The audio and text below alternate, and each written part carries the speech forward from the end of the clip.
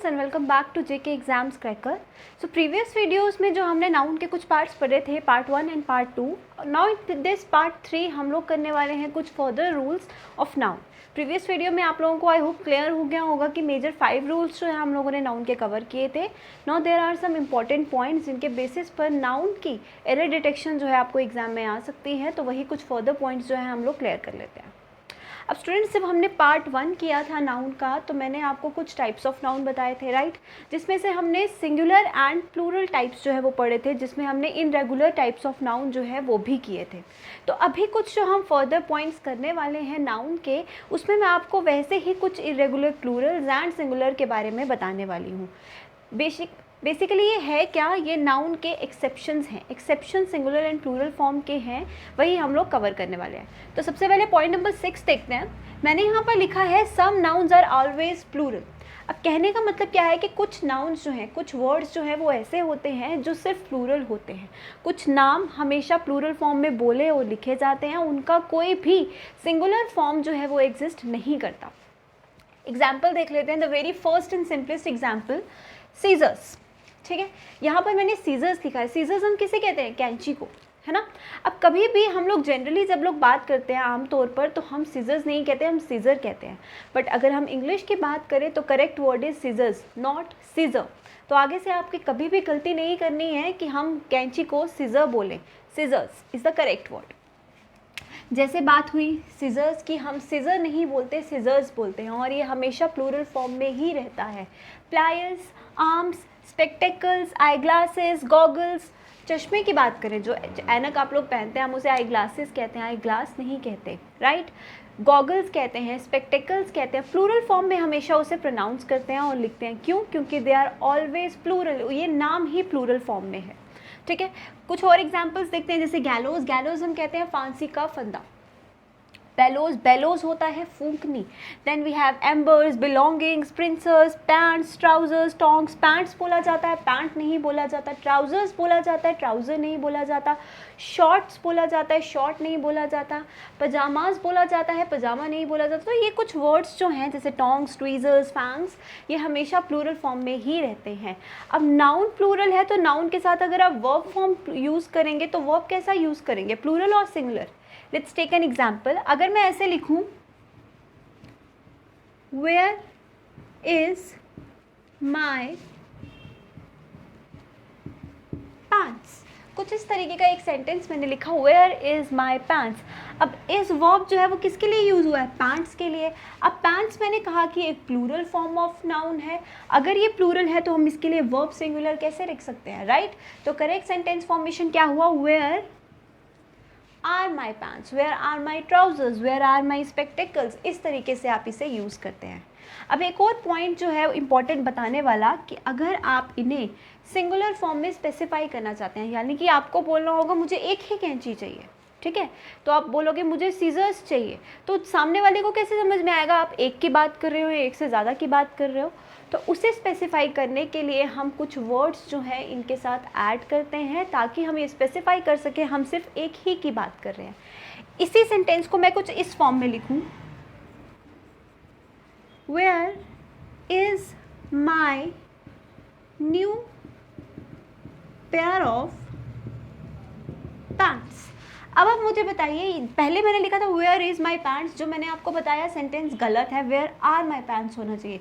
लेकिन अब इसी सेंटेंस को मैं कुछ इस फॉर्म में लिख दूँ, where is my new pair of pants. अब मैं किसकी बात कर रही हूँ? पैंट्स की बात नहीं कर रही हूँ, अपने नए पैंट्स के जोड़े की बात कर रही हूँ, नए पेयर की बात कर रही हूँ। अब मैंने इसके साथ पेयर लगा दिया, दैट मीन्स मैं सिर्फ एक ही की बात कर रही हूँ, राइट। जब मैं एक ही की बात कर रही हूँ तो वर्ब भी कैसा होगा? एक सिंगुलर। इसीलिए हम इनके साथ pair of scissors, pair of spectacles, pair of eye glasses, हम ऐसे वर्ड्स को यूज़ करते हैं उसे सिंगुलर फॉर्म में स्पेसिफाई करने के लिए। तो दैट मीन्स ये सेंटेंस जो है ये करेक्ट है। So these are the nouns which are always plurals. अब 7th पॉइंट अगर आप लोग देख रहे होंगे तो मैंने कुछ ऐसे नाउन्स लिखे हैं विच आर ऑलवेज सिंगुलर। अब ये वो नाउन्स थे जो प्लूरल हैं, जिनका कोई सिंगुलर फॉर्म नहीं होता। अब ये नाउन्स वो हैं जो हमेशा ही सिंगुलर हैं, इनका कोई भी प्लूरल फॉर्म नहीं होता। यानी अगर आप इन्हें प्लूरल फॉर्म में लिखते हैं तो वो एक इनकरेक्ट वर्ड होगा, वैसा वर्ड एग्जिस्ट नहीं करता, ठीक है। एग्जाम्पल देखते हैं। जैसे मैंने लिखा है सीनरी, सीनरी को अगर मैं सीनरीज लिख दूँ, तो ऐसा वर्ड कभी सुना है? नहीं ना। तो सीनरीज जो है ऐसा कोई भी वर्ड नहीं है, scenery is the correct word. Poetry, poetries नहीं होता। फर्नीचर, फर्नीचर्स नहीं बोलते हम लोग। ज्वेलरी, ज्वेलरीज नहीं बोलते। Advice, advices. अब ये देखिए, एडवाइस वर्ड की बात करूँ, एडवाइस वर्ड को आपने कभी कभी एडवाइसेस भी सुना होगा, ठीक है। लेकिन कुछ वर्ड्स देखिए, ये बेसिकली क्या है, अनकाउंटेबल नाउन्स, ठीक है। तो कुछ अनकाउंटेबल नाउन्स को जब हम प्लूरल फॉर्म में लिखते हैं, तो अब अनकाउंटेबल है तो देखिए प्लूरल फॉर्म तो हो नहीं सकता, क्योंकि गिनती तो की नहीं जा सकती, तो सिंगुलर प्लूरल कैसे बोल सकते हैं, है ना। लेकिन कुछ अनकाउंटेबल नाउन्स को जब हम प्लूरल फॉर्म में लिखते हैं तो वो उसका प्लूरल फॉर्म नहीं होता, बेसिकली वो ग्रामेटिकली और वोकैबुलरी के हिसाब से देखें तो वो एक डिफरेंट मीनिंग रिप्रेजेंट करता है। अब एडवाइस का मीनिंग मैंने आपको पहले भी बताया था। एडवाइस का मीनिंग क्या है? सलाह। जब आप किसी को काउंसल करते हैं, सलाह देते हैं, है ना, वो है, वो सलाह को किसी क्या बोलते हैं हम? एडवाइस। एडवाइसेस की बात करें तो ये एक से ज़्यादा सलाह नहीं बोलते, सलाहें नहीं बोलते। एडवाइसेस क्या है? एडवाइसेस का मतलब होता है इंफॉर्मेशन, ठीक है। किसी तरह की जानकारी को हम एडवाइसेस भी बोलते हैं। उसी तरीके से और वर्ड्स भी होते हैं, जैसे मैं बोलूँ वुड, वुड को अगर मैं वुड्स लिख लूँ तो लकड़ी, लकड़ियाँ नहीं हो जाता, वो हिंदी में है। वुड, लकड़ी, वुड्स, वुड्स हम बोलते हैं फॉरेस्ट को, जंगल को, ठीक है। उसी तरीके से अगर ये बहुत ही कॉमन वर्ड है, जैसे गुड एंड गुड्स। गुड अगर मैं बोलूँ अच्छा, मॉरली करेक्ट, सही, है ना।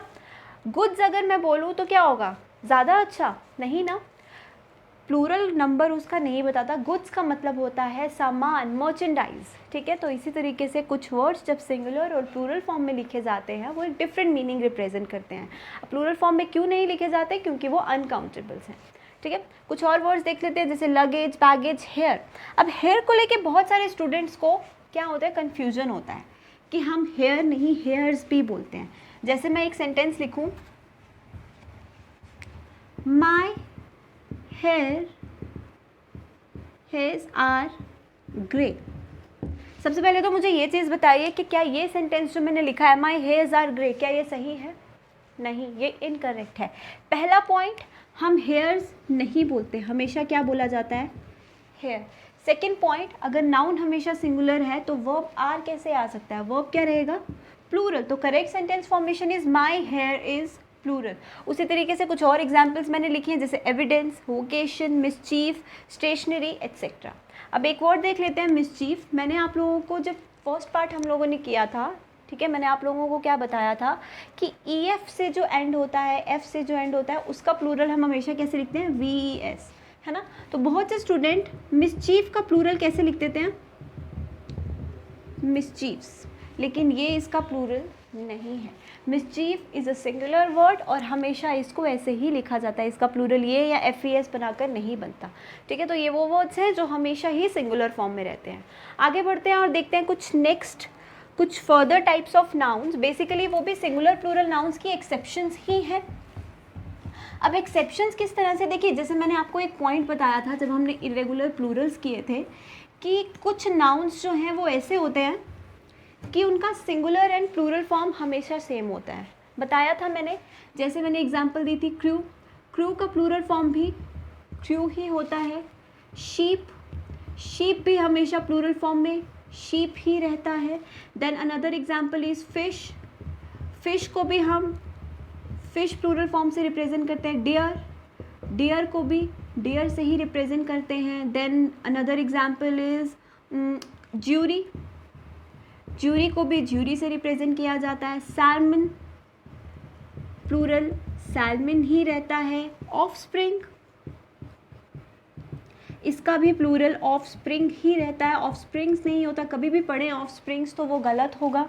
देन कॉड, कॉड का प्लूरल भी कॉड ही रहता है। तो दीज आर सर्टेन नाउन्स जिनका सिंगुलर और प्लूरल फॉर्म सिमिलर है। तो डिपेंड करता है टाइप ऑफ सेंटेंस में कि किस तरीके से उसे यूज़ किया गया है, ठीक है। यहाँ तक तो हमें समझ में आ गया सिंगुलर प्लूरल के एक्सेप्शंस।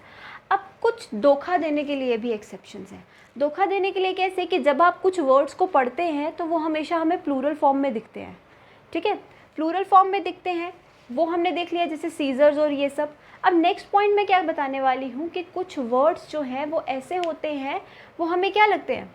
प्लूरल फॉर्म में पढ़ने को लगते हैं, ठीक है, लेकिन वो एक्चुअल में होते क्या है, सिंगुलर होते हैं। यानी कि कुछ वर्ड्स ऐसे होते हैं जब हमें रीड करते हैं तो वो प्लूरल फॉर्म में लिखे होते हैं, यानी उनके आगे एस, ई एस ऐसे वर्ड्स का यूज़ हुआ है, ऐसे अल्फ़ाबेट्स का यूज़ हुआ है, लेकिन in actual they are singular. तो पॉइंट क्या करने वाले हैं हमने लोग, some nouns look like plural but they are singular. कुछ नाउन्स देखने में प्लूरल लगते हैं लेकिन वो सिंगुलर होते हैं। बहुत कॉमन एग्जांपल आप लोगों को देती हूँ जो आप लोग सब्जेक्ट्स पढ़ते हैं, लाइक मैथमेटिक्स। क्या बोलते हो, मैथमेटिक्स बोलते हो या मैथमेटिक्स बोलते हो? ऑब्वियसली आप लोग मैथमेटिक्स बोलते हैं, है ना। तो मैथमेटिक्स क्या बहुत सारे सब्जेक्ट्स का नाम है या एक ही सब्जेक्ट का नाम है? एक ही सब्जेक्ट का नाम है, एक ही नाम है। अब एक ही नाम है लेकिन वो प्लूरल फॉर्म में लिखा गया है, लेकिन वो प्लूरल है नहीं, ठीक है। अनदर एग्जाम्पल, न्यूज़, हमेशा न्यूज़ ही बोलते हैं। पॉलिटिक्स, देन कुछ और एग्जाम्पल सब्जेक्ट्स की, जैसे फिजिक्स बोलते हैं, इकोनॉमिक्स बोलते हो, स्टैटिस्टिक्स बोलते हो। उसके बाद कुछ डिजीज़ के नाम आते हैं। डिजीज़ के नाम जैसे मीजल्स, डायबिटीज़, डायबिटी बोलते हैं, diabetes, diabetes, mumps, rabies, tuberculosis, hepatitis, ये सारे प्लूरल फॉर्म में लिखे जाते हैं लेकिन एक एक बीमारी के ही नाम हैं। देन कुछ गेम्स के नाम जैसे डार्ट्स, बिलियर्ड्स, ये जो है हमेशा, अब डार्ट्स जो है एक ही तरह की गेम का नाम है, बिलियर्ड्स जो है ये भी एक ही तरह के स्पोर्ट का नाम है, राइट। तो ये एक एक चीज़ को ही रिप्रेजेंट करते हैं, एक एक आइडिया को ही रिप्रेजेंट करते हैं, बट इनका जो रिटन फॉर्म है वो प्लूरल है। दैट डजंट मीन ये प्लूरल हो जाएगा। अब इसी तरीके से एक सेंटेंस, सिंपल सा सेंटेंस लिख दूँ मैं, पॉलिटिक्स इज और are a dirty game. Politics is और आर अ डर्टी गेम। मैंने आपको दो ऑप्शंस दिए हैं यहाँ पर, इज़ या फिर आर, तो आप लोग क्या चूज़ करेंगे, politics are a dirty game और politics is a dirty game. अब देखिए मैंने आपको बताया ये प्लूरल दिखते हैं लेकिन होते सिंगुलर हैं, लेकिन सिंगुलर हैं तो वर्ब भी कैसी लगेगी, सिंगुलर। तो politics is a dirty game, not politics are a dirty game. I hope आपको ये क्लियर हो गया होगा। अब करेंगे नेक्स्ट टाइप ऑफ नाउन। अब नेक्स्ट टाइप ऑफ नाउन में क्या आ जाता है, देखिए नेक्स्ट टाइप जो हम लोग करने वाले हैं कि कुछ नाउन्स जो हैं वो देखने में क्या लगते हैं, देखने में हमें लगते हैं वो singular. Some nouns look like singular but they are plural, यानी जो भी हमने पॉइंट पढ़ा इसका एकदम उल्टा। जैसे मैं एग्जाम्पल दूँ, चाइल्ड का प्लूरल क्या रहता है, चिल्ड्रन या चिल्ड्रंस। हम चिल्ड्रन बोलते हैं, कोई भी एस सी एस का यूज़ नहीं हुआ है, राइट। लेकिन ये प्लूरल अगर चिल्ड्रन है लेकिन है तो प्लूरल। पर्सन का प्लूरल क्या होता है, पीपल, राइट। हम पीपल्स नहीं बोलते, जनरली हम पीपल ही बोलते हैं। एक चीज़ बता दूँ, पीपल्स भी बोला जाता है, वो किसके लिए बोला जाता है, जब आप रिप्रेजेंट कर रहे हैं डिफरेंट कैटेगरी, डिफरेंट रेस के लोगों को, ठीक है, उस वक्त आप पीपल भी बोलते हैं, people. Then another example is cattle, police, polices नहीं बोला जाता, पुलिस ही बोला जाता है, लेकिन ये एक प्लूरल वर्ड है। Then another example is cavalry, infantry, artillery, gentry, poultry, peasantry. ये सारे एग्जाम्पल्स जो हैं गाइस, ये सभी एग्जाम्पल हैं उन नाउन्स के जो पढ़ते हैं वो तो प्लूरल लगते हैं, है ना। पुलिस इज़ बोलोगे, पुलिस वॉज बोलोगे, कभी भी नहीं बोलोगे आप पुलिस वर, जनरली जब आप बोलते हैं, लेकिन police were, police are is the correct form, ठीक है। एक एग्जाम्पल लेते हैं बेसिक सी, police has reached the crime area, police has reached the crime area. अब मैंने लिखा police has reached the crime area, मैंने आपको बताया ये वर्ड देखने में सिंगुलर है लेकिन प्लूरल है, तो यहाँ पर हैज़ को इस्तेमाल नहीं कर सकते। करेक्ट फॉर्म क्या होगा, police have reached the crime area, this is the correct sentence. Police has नहीं, लेकिन इसकी जगह पुलिस की जगह आपने पुलिस मैन लिखा होता, उस वक्त आप बोल सकते police man has reached the crime area, उस वक्त सिंगुलर फॉर्म ऑफ वर्ब जो है वो करेक्ट है, ठीक है। तो these are certain examples of singular plural के जो एक्सेप्शंस थे, ठीक है गाइस। अब जो हम लोग करने वाले हैं वो है last point of noun and important one, जिसे हम लोग कहते हैं पोजेसिव केस। क्या कहते हैं हम लोग? Possessive case of noun. अब पोजेसिव केस ऑफ नाउन से सबसे पहले बात ये आती है कि आप लोगों को पता होना चाहिए पोजेसिव का क्या मतलब है। हम लोग स्टार्ट करने वाले हैं the last case of noun, that is possessive case of noun. पहले तो मुझे ये बताइए पोजेसिव का मतलब क्या होता है। हम लोग जनरली पोजेसिव वर्ड का यूज़ करते हैं, राइट। पोजेसिव का मतलब क्या होता है? जब आप किसी पे या कोई भी किसी पे ओनरशिप जताने की बात करता है, उस पर अपना हक जताने की बात करता है, तो पोजेसिव का मतलब क्या हुआ? Ownership, right. जब कोई ओनरशिप जताने की कोशिश करता है। अब नाउन के केस पे ओनरशिप जताने का मतलब क्या है? जब एक नाउन दूसरे नाउन पे हक जताता है, उसे हम बोलते हैं पोजेसिव केस। बेसिकली हिंदी में हम लोग पढ़ते हैं ना, ये इसका है, का, के, की, वही जो है इंग्लिश में पोजेसिव केस ऑफ नाउन है। और पोजेसिव केस ऑफ नाउन को हम किससे रिप्रेजेंट करते हैं? With apostrophe, sign of apostrophe. तो आपने देखा होगा इसके साथ हम लोग एस भी यूज़ करते हैं, बहुत बार आपने पढ़ा होगा अपॉस्ट्रोफी एस हम लोग यूज़ करते हैं, है ना। जैसे मैं दो नाम लिखूँ, लेट्स से राहुल, एक नाउन हो गया प्रॉपर नाउन, दूसरा मैं एक कॉमन नाउन ले लूँ कार, ठीक है। दो तरह के नाउन लिए मैंने। अब मैंने बोलना है इस नाउन को इस नाउन पे हक जताना है, तो मैं कैसे बोलूँगी?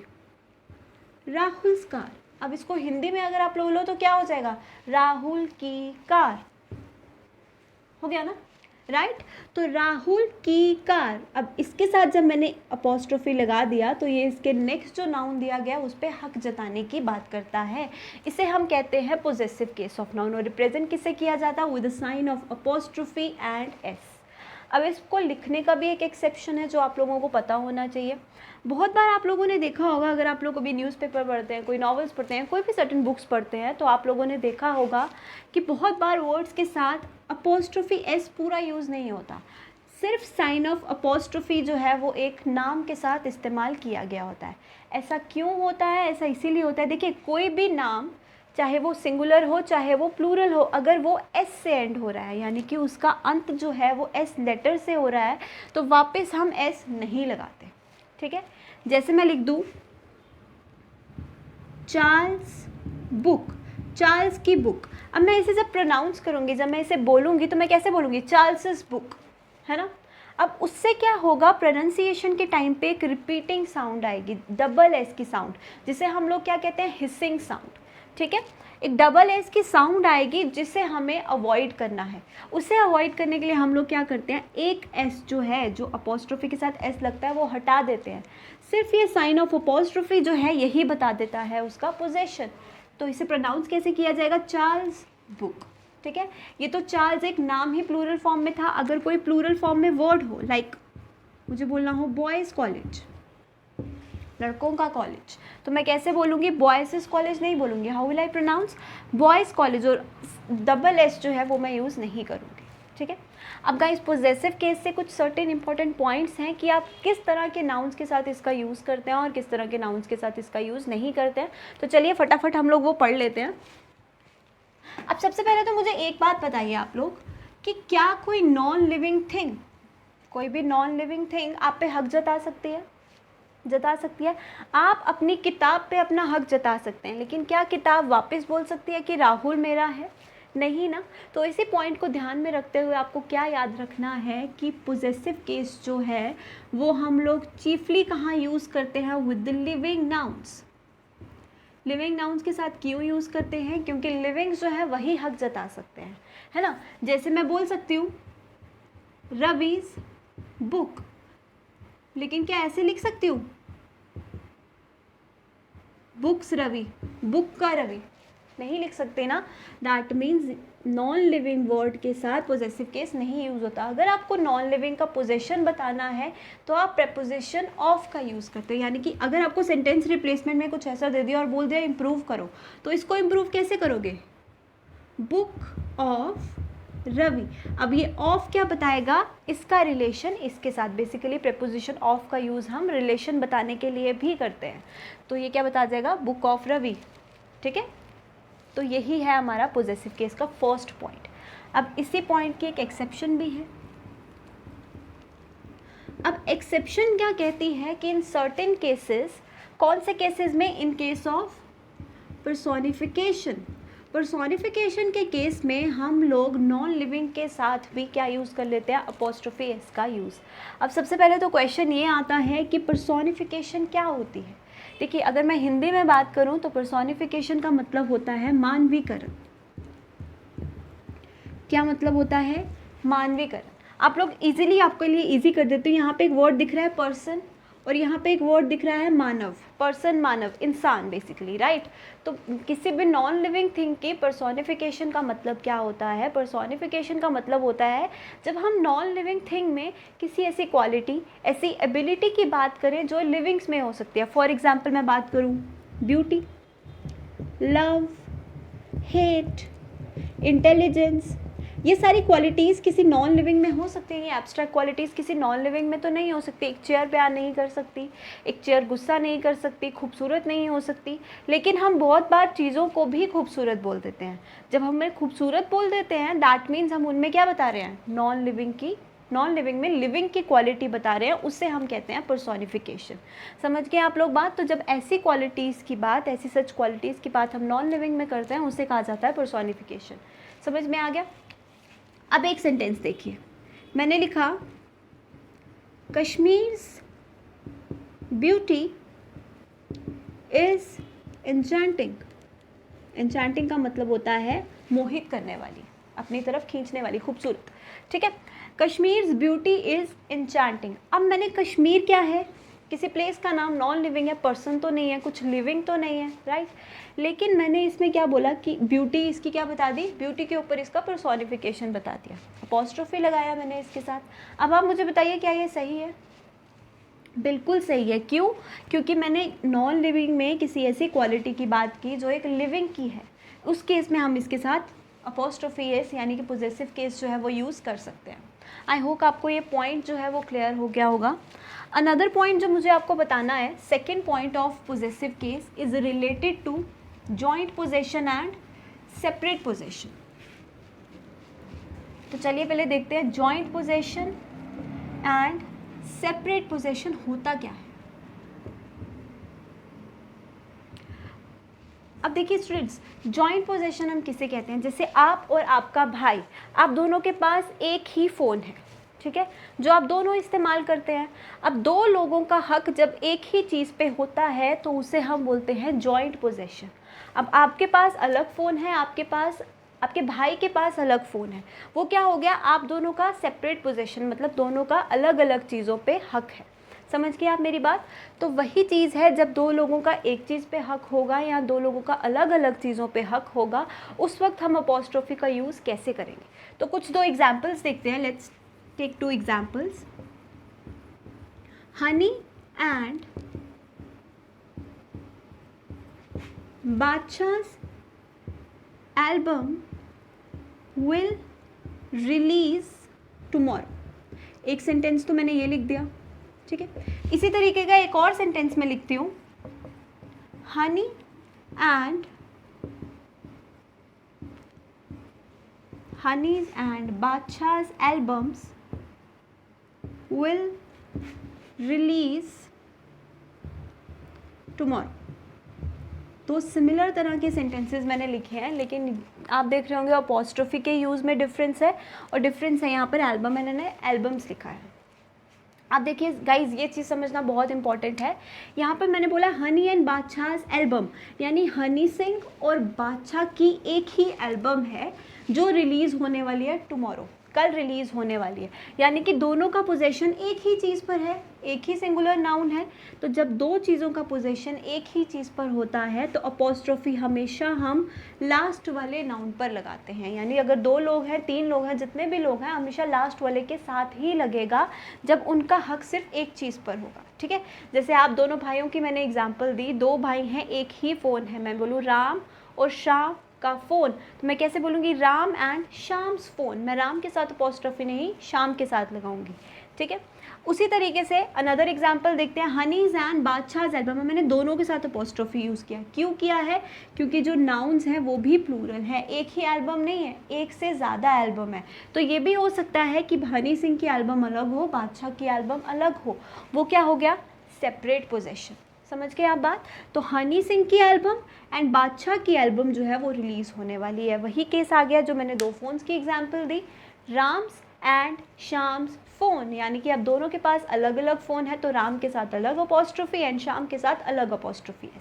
आई होप आपको ये पॉइंट जो है separate position and joint position का क्लियर हो गया होगा। ठीक है, एक और एग्जांपल आप लोगों को क्लियर करने के लिए मैं ऐसा कुछ लिख दूँ, Dharmendra is Sunny and Bobby's father.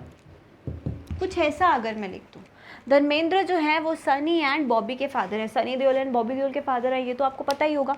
ठीक है, तो अब मुझे बताइए क्या सनी के फादर अलग हैं और बॉबी के फादर अलग हैं, जो मैंने इन यहाँ पर अपोस्ट्रोफी दोनों के साथ अलग अलग दिया है?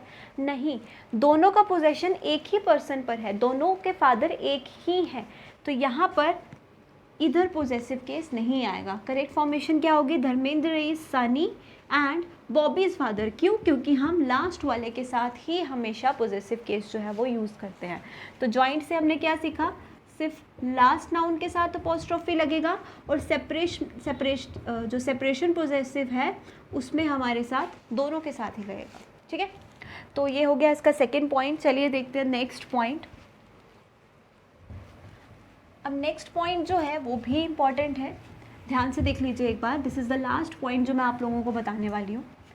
कभी भी कोई भी यूनिट्स जो रिप्रेजेंट कर रहे हैं डिस्टेंस, टाइम, वेट, वेट हो गया, मास, या फिर किसी भी तरह का मेजरमेंट, जो वर्ड्स या यूनिट्स रिप्रेजेंट कर रहे हैं उनके साथ आप हमेशा ही अपोस्ट्रोफी एस का यूज़ कर सकते हैं। ठीक है, कैसे कर सकते हैं? एक एग्जाम्पल देखते हैं। I have a days work at Delhi. मुझे दिल्ली में एक दिन का काम है। ठीक है, I have a days work at Delhi, एक दिन का काम। अब डे जो है आप लोग बोलोगे लिविंग तो नहीं है भाई, हमने क्यों इसके साथ यूज़ किया है पोजेसिव केस का? तो इसी पॉइंट से मैंने आप लोगों को बताया कि डे जो है वो टाइम को रिप्रेजेंट कर रहा है, तो इसके साथ हम लोग क्या लगा सकते हैं? अपोस्ट्रोफी लगा सकते हैं। बहुत सारे जैसे डिस्टेंस को यूज़ करने के लिए फ्रेजेस बने हैं, at a stone's throw. At a stone's throw phrase का मतलब क्या होता है? कुछ ही दूरी पर, ज़्यादा डिस्टेंस नहीं है, small distance. Similarly at an arm's distance, इसका भी मतलब क्या है? नियर बाय, पास ही में, ज़्यादा दूरी नहीं। तो ये कुछ फ्रेजेस भी जो है डिस्टेंस के लिए बने और हमने यहाँ पर इनके साथ क्या यूज़ किया है? Apostrophe S. तो जो भी यूनिट्स या वर्ड्स डिस्टेंस, टाइम, वेट ऐसी चीज़ों को रिप्रेजेंट करते हैं, आप उनके साथ हमेशा ही क्या लगा सकते हो? अपोस्ट्रोफी एस का यूज़ कर सकते हो। तो स्टूडेंट्स ये था पोजेसिव केस ऑफ नाउन, और इसके साथ सभी इंपॉर्टेंट पॉइंट्स जो मैं आप लोगों को नाउन से रिलेटेड बताना चाहती थी वो ख़त्म हो चुके हैं। सो आई रियली होप ये वीडियो आपके लिए हेल्पफुल रहा होगा। पूरे वीडियोज़ इन डिटेल देखिए और अपने नोट्स जो हैं वो मार्क करते रहिए। Fine, in the next video जो आप लोग देखेंगे नाउन की, हम लोग कुछ सेंटेंसेस करेंगे। बेसिकली एरर डिटेक्शन और नाउन जो है वो हम लोग करने वाले हैं, जिसमें मैं आपके लिए लेके आऊँगी कुछ ऐसे सेंटेंसेस जिनमें आप इन रूल्स को अप्लाई करेंगे यानी कि कुछ ऐसे सेंटेंसेस जहाँ पे आप इन्हीं पॉइंट्स के बेसिस पे एरर फाइंड आउट करने वाले हैं, जो आपके लिए हेल्पफुल रहेगा, जिससे आपको ये अंदाज़ा हो जाएगा कि नाउन के बेसिस पे एरर स्पॉटिंग सेंटेंसेस जो हैं वो किस किस तरह के हो सकते हैं। Okay, so hope you like this and